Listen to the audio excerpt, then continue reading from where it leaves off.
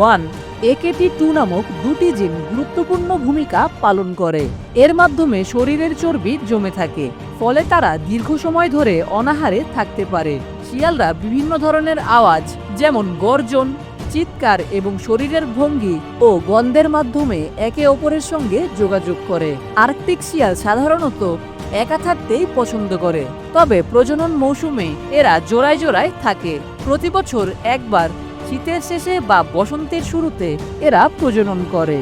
কিছু নির্দিষ্ট উপপ্রজাতি বা অঞ্চলভিত্তিক জনসংখ্যা হুমকির মুখে রয়েছে, যেমন স্ক্যান্ডিনেভিয়ান আর্কটিক শিয়াল বিলুপ্তপ্রায় অবস্থায় রয়েছে, তবে এরা বিলুপ্তপ্রায় প্রাণী নয়। আর্কটিক শিয়াল প্রকৃতির এক অনন্য সৃষ্টি, যা চরম পরিবেশেও বেঁচে থাকার অসাধারণ ক্ষমতা রাখে। তাদের অভিযোজন, খাদ্যাভ্যাস এবং রং পরিবর্তনের ক্ষমতা প্রকৃতির বৈচিত্র্যকে আরও